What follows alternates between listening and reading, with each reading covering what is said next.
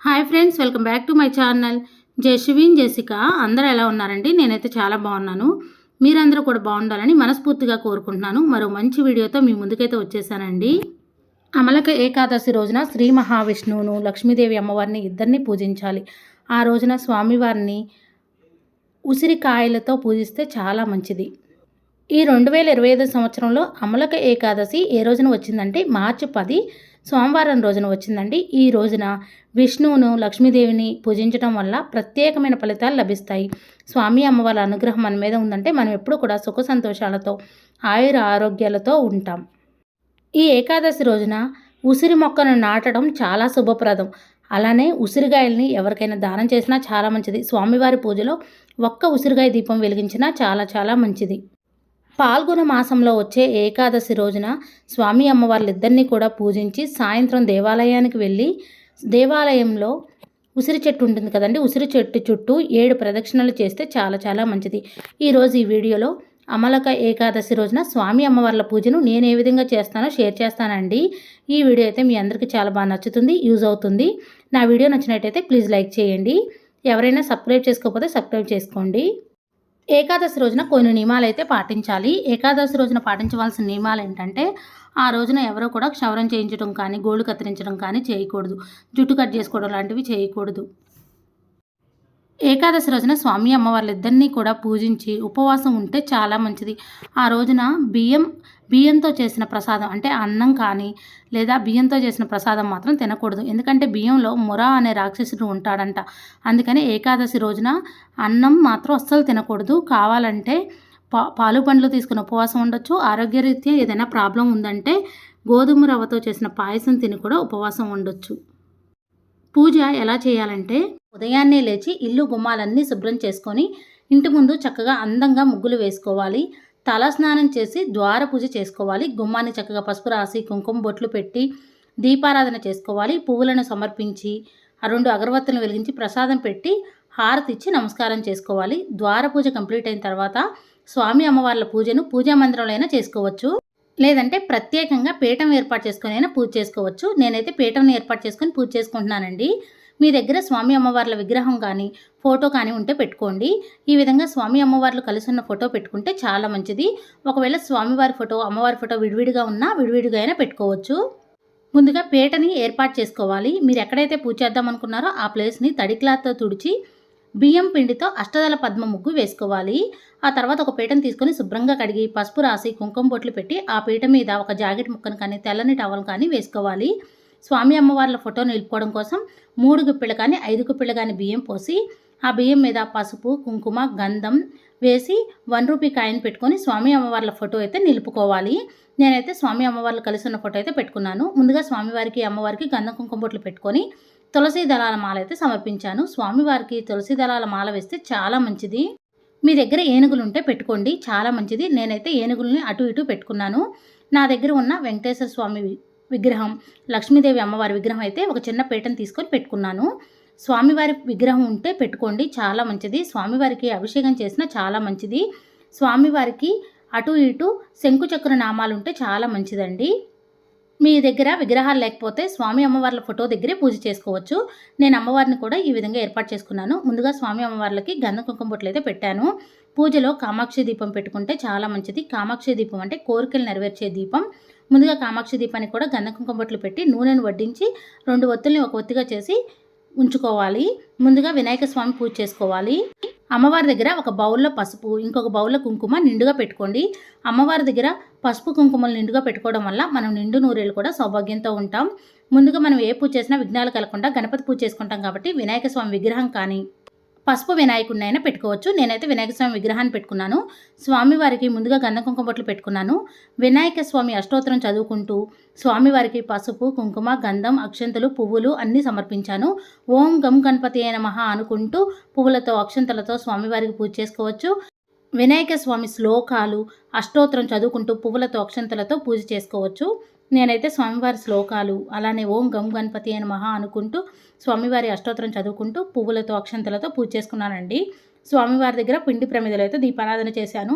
స్వామివారి దగ్గర ఒక బెల్లం ముక్క ప్రసాదంగా పెట్టాను. 2 అగరవత్తులను వెలిగించి ధూపం చూపించాను. స్వామివారికి ధూప దీప నైవేద్యాలన్నీ సమర్పించిన తర్వాత హారతి ఇచ్చి నమస్కారం చేసుకోవాలి. వినాయక స్వామికి వస్త్రం సమర్పిస్తే చాలా మంచిది. స్వామివారి పూజ కంప్లీట్ అయిన తర్వాత వెంకటేశ్వర స్వామి, లక్ష్మీదేవి అమ్మవారి దగ్గర పూజ చేసుకోవాలి. పూజలో ఒక రాగి గ్లాస్ నిండా వాటర్ పెట్టుకొని ఆ రాగి గ్లాస్కి గంధం కుంకుమ బొట్లు పెట్టి ఆ గ్లాస్లో పసుపు, కుంకుమ, పువ్వు వేసి ఉంచాలి. మనం మంత్రాలు చదువుకుంటూ ఉంటాం కదండి పూజ చేసేటప్పుడు. ఆ నీళ్లు చాలా అమృతంలాగా తయారవుతాయి.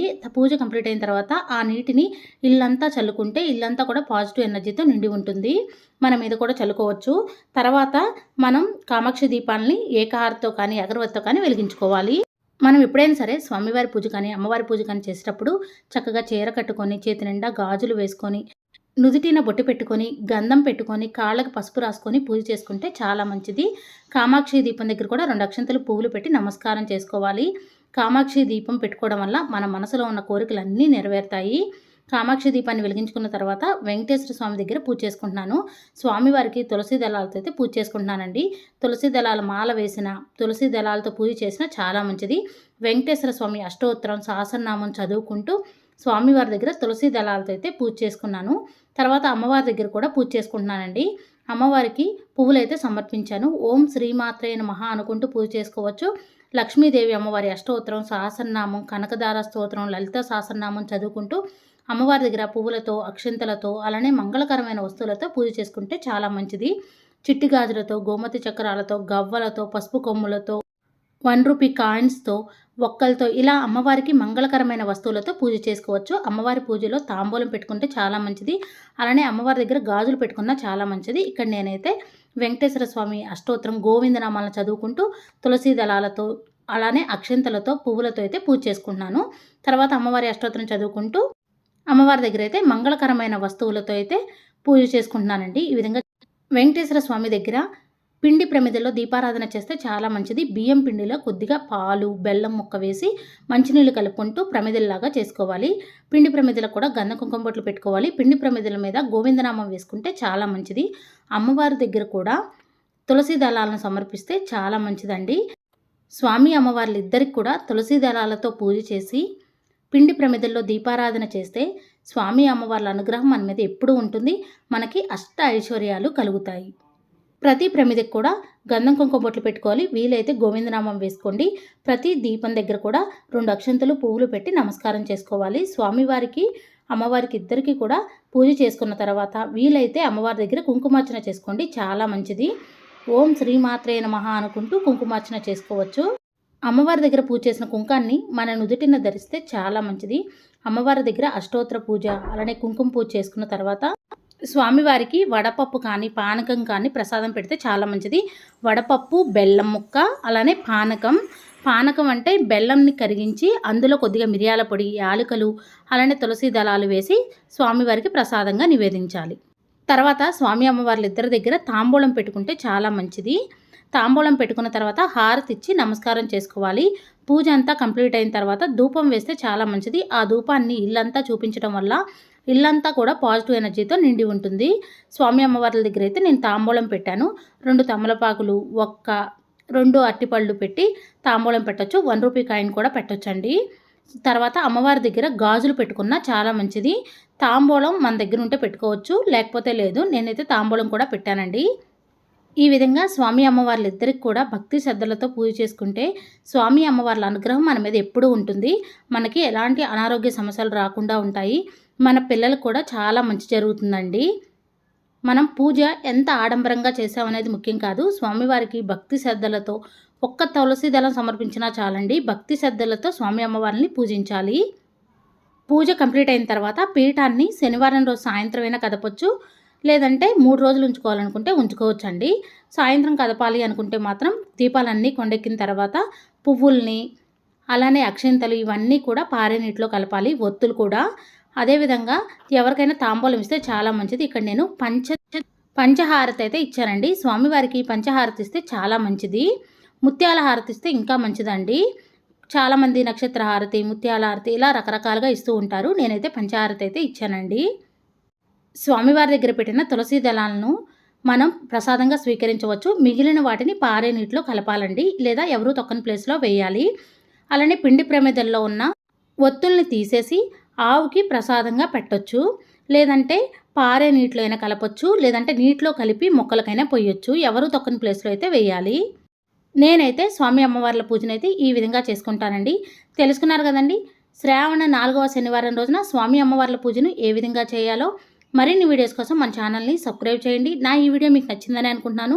ఎంతో కొంత యూజ్ అయిందని అనుకుంటున్నాను. నా వీడియో కానీ మీకు నచ్చినట్టయితే లైక్ చేయండి, షేర్ చేయండి, కామెంట్ చేయండి ఫ్రెండ్స్. కొత్త వారు ఎవరైనా మన ఛానల్ చూసినట్టయితే సబ్స్క్రైబ్ చేసుకోండి. Thank you for watching. Bye అండి.